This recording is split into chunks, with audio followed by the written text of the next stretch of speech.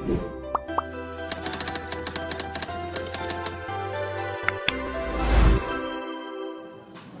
bismillahirrahmanirrahim. Ada 11 pertanyaan. Yang pertama, sholat isya jam 3. Kalau sengaja tidak sah. Sholat isya itu akhirnya sampai wasatul lail, ila nisfil lail, ila wasati nisfil lail, sampai pertengahan malam. Jadi sampai jam 12. Kalau ini paling telat jam 12. Kalau lewat jam 12 itu sudah tidak ada. Ingat, sholat itu kitabam mauquta, kewajiban yang ditentukan waktunya. Dan jam 3 sudah di luar waktu isya, kecuali kalau ibu ketiduran. Laisa linnaumi dzanbun fa idza staiqadha fasol. Itu Bu ya. Jadi tidak boleh sholat isya jam 3. Alasannya biar bisa sholat tahajud. Justru sebaliknya dibalik. Kalau khawatir sholat tahajud tidak bisa dilakukan karena khawatir tidak bangun, maka laksanakan sebelum tidur. Jadi yang tahajud ditarik ke sebelum tidur, jadi qiyamul lail. Yang kedua, kaifiyat sholat syuruk.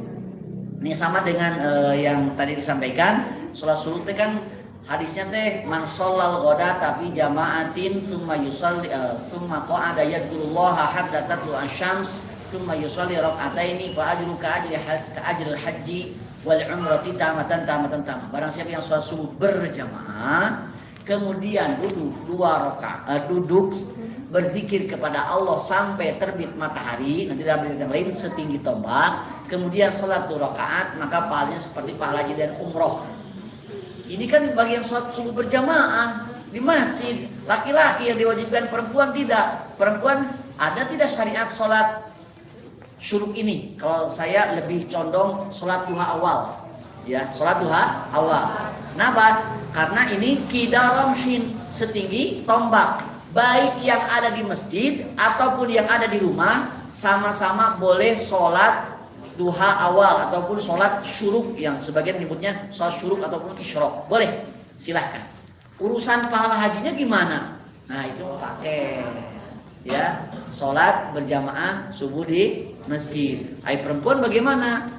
Kan dia disebutkan di masjid, pijamaatin, berjamaah. Di rumah saja berjamaah. Di masa Rasulullah ada rumah salah seorang sahabat perempuan yang dijadikan sholat berjamaah kaum perempuan, dan meminta muadzin kepada Rasulullah karena muadzin di Masjid Nabawi tidak kedengaran. Akhirnya dikirim muadzin ke sana. Jadi ibu boleh dengan tetangga janjian, yuk di rumah saya ada musola, kurang sholat subuhnya di sini saja, silakan. Sholat subuh akbar tiap pagi gitu kan, ibu-ibu saja. Yang ketiga, sholat asar ketika di perjalanan, ya, apakah boleh sholat di atas kendaraan? Sholat wajib itu tidak boleh di atas kendaraan, tidak ada contohnya. Sholat di atas kendaraan itu adalah sholat sunat, kecuali darurat. Daripada sholat asar di luar waktunya, sudah saja laksanakan sholat asar di atas kendaraan ketika macet. Nah sekarang wudunya tidak punya, sedangkan punya hadas, tidak punya wudu, ya, sudah kentut ataupun sudah BAK atau BAB dan belum wudu, maka silakan tayammamu. Bagaimana tayamumnya? So'idan thayyiban. Ini syarat. Tayamum itu dengan tanah so'id yang baik. Tanah so'id itu tanah di permukaan, tanah kebul. Dan tanah kebul itu ada di kursi, ada. Aku di kursi mah itu ada anak kecil ngompol di sana. Jangan ke kursi atau kaca juga ada kebulnya, ke kaca saja, ke sandaran, betul. Jadi yang nama soidan itu di sini ada, di karpet ada, di sini juga ada. Itu namanya soidan.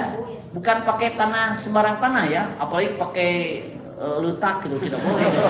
Nah ini harus tanah soid, tanah kebul, gitu ya. Itu ada di mana-mana. Yang kelima, hukum sholat duha berjamaah, boleh tidak? Boleh, silahkan. Jadi ada yang disunahkan berjamaah, seperti yang tadi, usub disunahkan berjamaah, tarawih disunahkan berjamaah, istisqa disunahkan berjamaah, apalagi Idul Fitri, Idul Adha. Ada juga yang lain, sholat sunat pada dasarnya munfaridan sendiri. Pertanyaannya, boleh tidak berjamaah? Boleh, boleh, termasuk duha. Kemudian ruku dan sujud sangat lama. Ini apa ini? Baca ini. Sampai Rasulullah rukunya sepanjang berdirinya. Bacaan ruku itu adalah bacaan yang disunahkan oleh Rasulullah. Apa? Subhana rabbiyal azim. Subhana rabbiyal azim. Subhana rabbiyal azim. Minimal 1 kali. Boleh 3 kali? Boleh. Boleh 4 kali? Boleh. Boleh 10 kali? Boleh. Boleh berkali-kali sampai puluhan kali? Silakan. Silakan. Jadi bacaan apalagi ketika imam lama sekali. Kabayahnya para sahabat ketika nunggu Rasulullah rukunya sepanjang berdirinya. Para sahabat yang halalamun tidak boleh diam ketika sholat. Terus saja berdoa. Bagaimana? Diulang-ulang saja.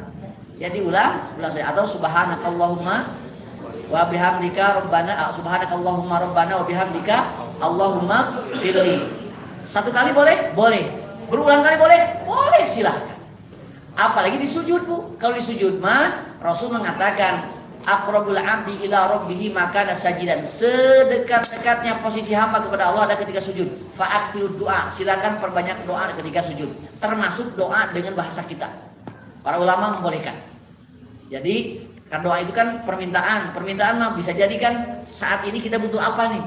Ya, maka dipersilakan. Mau doa sujud diulang-ulang silahkan. Mau ketika sujud ini Bu. Ketika sujud ya, 1 doa sujud yang subhana rabbiyal a'la atau subhanaka allahumma wa bihamdika rabbana wa bihamdika allahumma ighfirli, atau yang kedua apa? Doa yang ma'thur dari Rasulullah silahkan.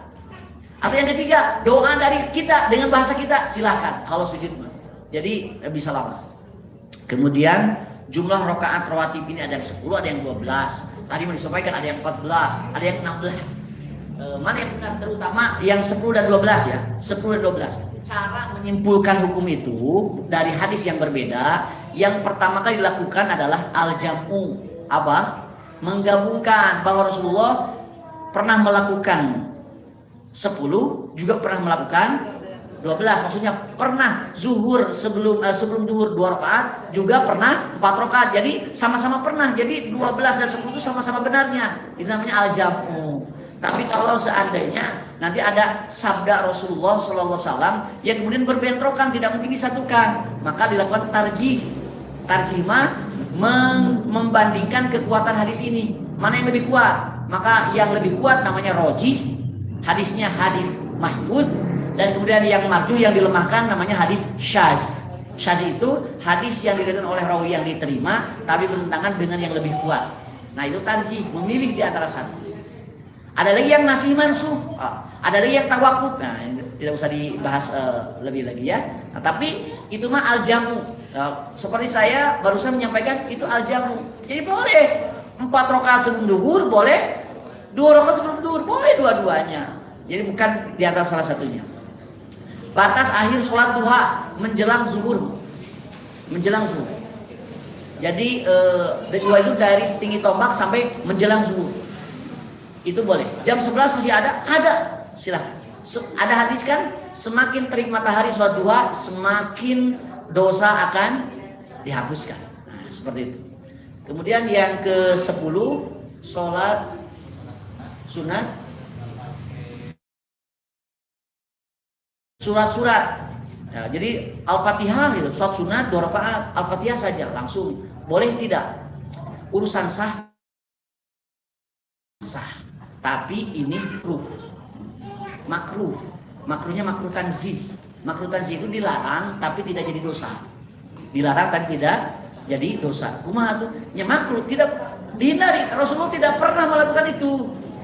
Dikatakan kemarin yukrahu bi sholati, dimakruhkan dalam salat al-iktisaru al-Fatihah bi rakaatil aulaini.